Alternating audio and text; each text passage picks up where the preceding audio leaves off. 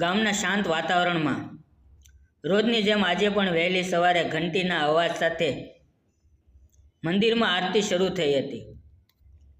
મંદિરમાં પૂંજારી મનથી પૂજા કરી રહ્યા હતા. ઢોલકની થાપ અને ઘંટીના ધ્વનિ વચ્ચે તેમનું મન ભક્તિમાં લીન હતું, પણ હૃદય કોઈ શૂન્યતાથી ભરેલું હતું. આ શૂન્યતા તેમના જીવનમાં તેમની પત્નીના ગુજરી જવાને લઈને આવી હતી. આ ઘટના આજે 8 વર્ષ જૂની પડી હતી, પણ તેમની યાદો તો આજે પણ તાજી હતી. પૂંજારીનું નામ વિઠ્ઠલદાસ હતું. સંસ્કારશીલ, સ્થિર અને ખૂબ જ મર્યાદિત. આખું ગામ તેમની ઇજ્જત કરતું. કોઈ પણ કામ હોય તો લોકો પહેલીવાર વિઠ્ઠલદાસ પાસે જ આવતા. મંદિરના બગીચામાં પુષ્પો વીણતી એ સ્ત્રીના હાથ થથરી રહ્યા હતા. એ સ્ત્રી હતી સોનમ. ગામની ખૂબ જ સુંદર અને નમ્ર સ્ત્રી. આજે તે અજવાસ પડતા પહેલાં જ મંદિરમાં આવી ગયેલી. તેની આંખોમાં ઊંઘ નહોતી, કારણ કે મનમાં ઉથલ-પાથલ ચાલતી હતી. એના પતિને મુંબઈ ગયાને આજે 3 મહિના થઈ ગયા હતા. પૈસાની તંગી હતી, મજબૂરી હતી. તેનો પતિ જતા સમયે કહીને ગયો હતો, મારે તારી માટે એક સારું ભવિષ્ય તૈયાર કરવું છે. થોડા દિવસ તું સહન કરજે. પણ સહન કરવું એટલું સરળ નહોતું. લાકડાના દરવાજા જેવી નાનકડી ઝૂંપડીમાં એકલતા સાંજને ઘેરી લેતી હતી. સાંજ પડતા અંધારું બહારથી અંદર ઘેરાતું હતું. દીવો બળતો, પણ તેમાં પ્રકાશ નહોતો. એના મનમાં હવે એક અવાજ ઉઠતો, એકલતા અને પ્રેમ એ વાસનાની ભૂખ સાથે ભળી જાય ત્યારે માણસ પોતાની મર્યાદા ગુમાવી દે છે. એક સવારે એણે વિચારી લીધું કે હવે એને કોઈ સાથે વાત કરવી છે.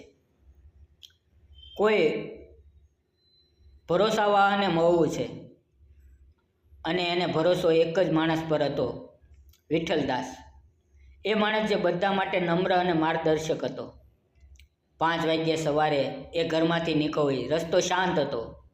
મંદિરમાં એ વિઠ્ઠલદાસની રાહ જોતી બેસી ગઈ.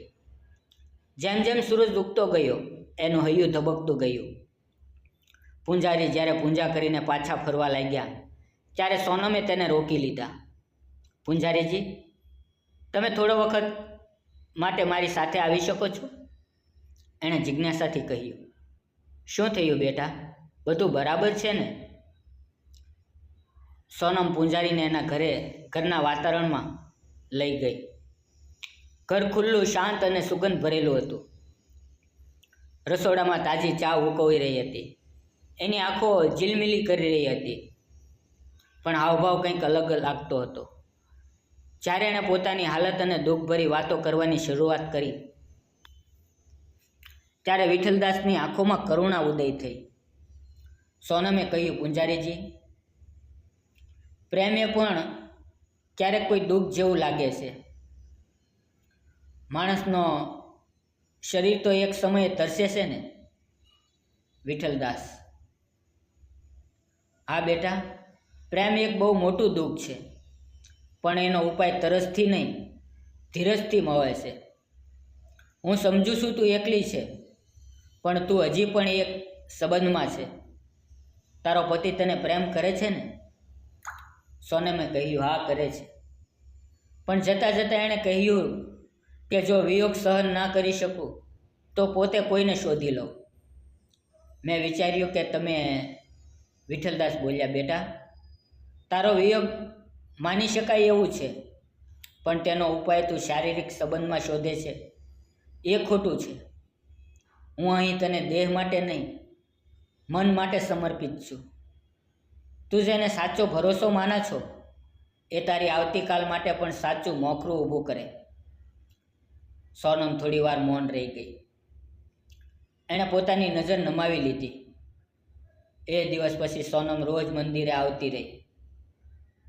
પૂંજારી સાથે લાગણીભરી વાતો થતી. એ પોતાની એકલતાને હવે ઉત્સાહમાં ફેરવવા લાગી હતી. પોતાની અંદરના સુખ દુઃખને ફૂલોના થાવામાં મૂકી દેતી. મંદિરમાં અહીંયા તહીંયા બાળકીઓ ભણવામાં પણ મદદ કરવા લાગી. ગામની સ્ત્રીઓ હવે એની વાહ વાહ બોલાવા લાગી હતી. એ દિવસ એના જીવનનો વાંક બન્યો. એક ક્ષણે એને સમજાયું કે એકલતાને દેહથી નહીં, પ્રેમ અને યાદોથી હલકું કરાય છે. એને તેની ભૂલ સમજાય. થોડા દિવસ પછી પતિના પરત ફરવાના સમાચાર આવ્યા. સોનમ હવે ભવી ગયેલી સ્ત્રી હતી. મંદિરની સેવા કરતી, બાળકોને ભણાવતી અને તેને આખા ગામમાં લાગણીથી સ્વીકારવામાં આવેલી હતી. જ્યારે એનો પતિ પાછો આવ્યો, એણે કહ્યું, સોનમ, તું તો ભવિષ્ય બનાવી રહી હતી, પણ તું પોતે જ ભવિષ્ય બની ગઈ છે. તારું ગૌરવ હું આજે ગમે ત્યાં લઈ જઈ શકું. સોનમ અખંડ રીતે હસીને બોલી, આ બધું મને પૂંજાજી પાસેથી મળ્યું. એમણે મને એકાંતના રસ્તે નહીં, શાંતિના રસ્તે ચલાવી.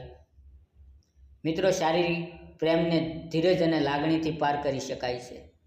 દરેક સ્ત્રીમાં એ શક્તિ છે કે એકાંતને પણ પોતાની શક્તિમાં ફેરવી શકે. જો સાથે સાચો માર્ગદર્શક મળે તો જીવન એક નવો માર્ગ પકડી શકે છે. તો મિત્રો, આ નાની એવી વાર્તા તમને કેવી લાગી તે જરૂર જણાવજો. ફરી મળશું આવતીકાલે. ત્યાં સુધી આવજો. ધન્યવાદ મિત્રો.